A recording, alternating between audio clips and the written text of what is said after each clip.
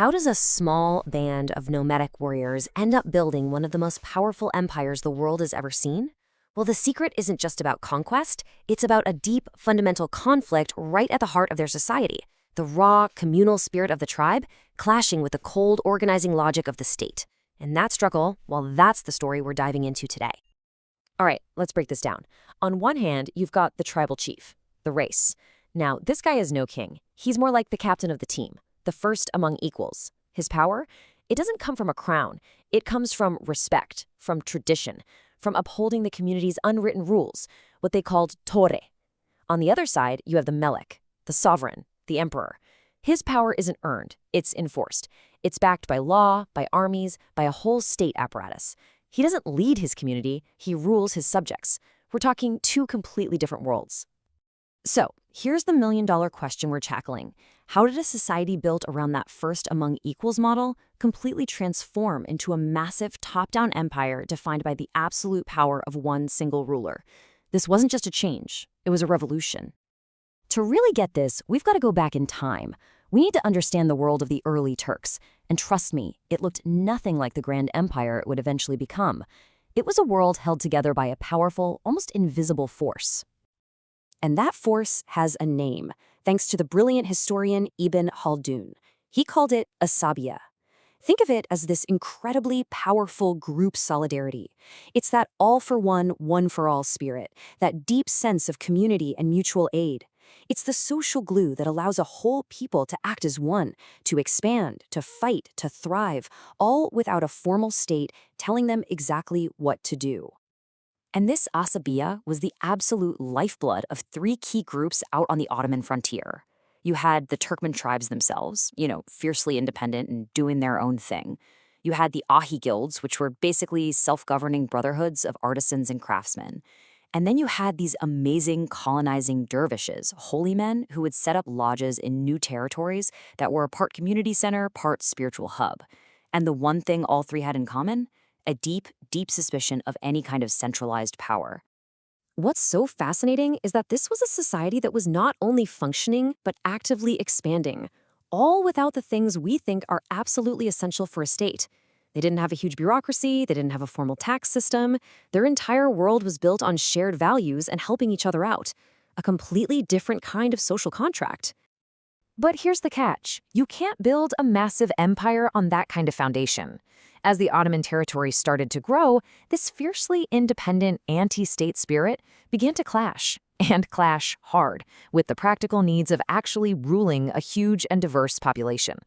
And this story about the founder, Osman Ghazi, just illustrates this clash perfectly. Someone suggests setting up a tax at the local market, and Osman is just completely baffled. He apparently asks, "Did God command this, or are you just making this up?" From his point of view, taking a slice of another man's property wasn't governance, it was just robbery. It really shows you how massive the cultural gap was between the tribe and the state. But conquest has its own unstoppable logic. It's like a domino effect. First, you conquer new lands. Well, now you have to govern them. To do that, you need officials. To play those officials and your armies, you need taxes.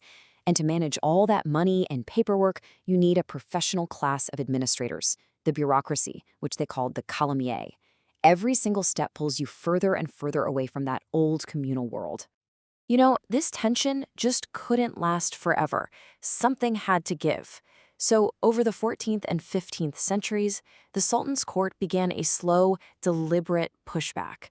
It was a campaign to systematically dismantle those old sources of communal power, piece by piece. And you can literally watch it happening in stages. Around 1362, the self-governing city of Ankara, run by one of those Ahi guilds, gets absorbed into direct Ottoman rule. A little later, the state starts appointing its own officials to oversee the guilds, stripping them of their independence. And then came the big one. In the mid-1400s, Fatih Sultan Mehmed launches these massive land surveys to register all property as belonging to the state.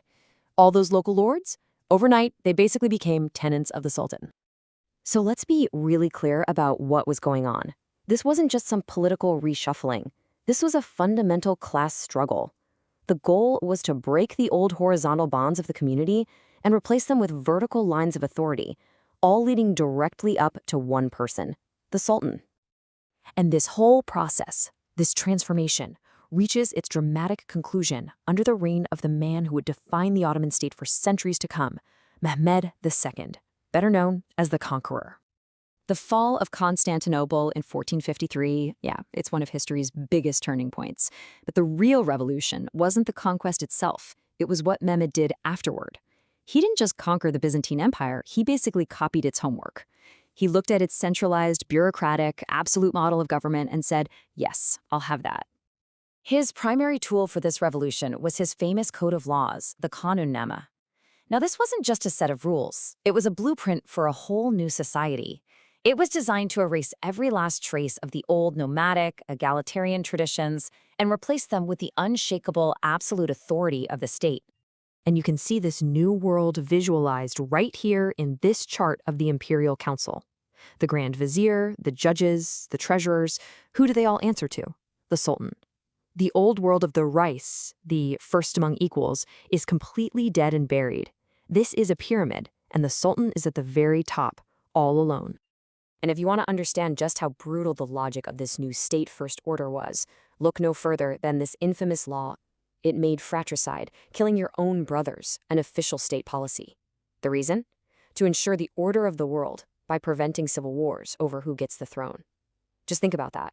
The survival of the state was now officially more important than the most sacred family bonds. It's a complete inversion of those old tribal values. But this victory of the state over the tribe, it came at a price. In creating this powerful, centralized machine, the Ottomans created a whole new set of problems that would shadow the empire for the rest of its existence. See, when you create this huge class of officials who are totally dependent on the state for their salary and their status, you inadvertently create a system that's just begging for corruption. As the 17th century writer Kochi Bey pointed out, these officials often weren't paid enough to support the fancy lifestyle everyone expected them to have. So what happened? Bribery became a systemic, necessary part of the job. So the crucial takeaway here is this profound trade-off.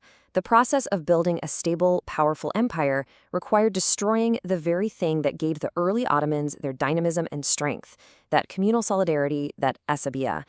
And what replaced it was a permanent and often unbridgeable gap between the ruling class and the people they ruled over. Which leaves us with a final, pretty heavy thought. The Ottoman story shows that the move from a community to a centralized state isn't just a political change. It's a change in the soul of a people. And it forces us to ask, in the quest for order, power, and empire, what essential human bonds are inevitably lost along the way?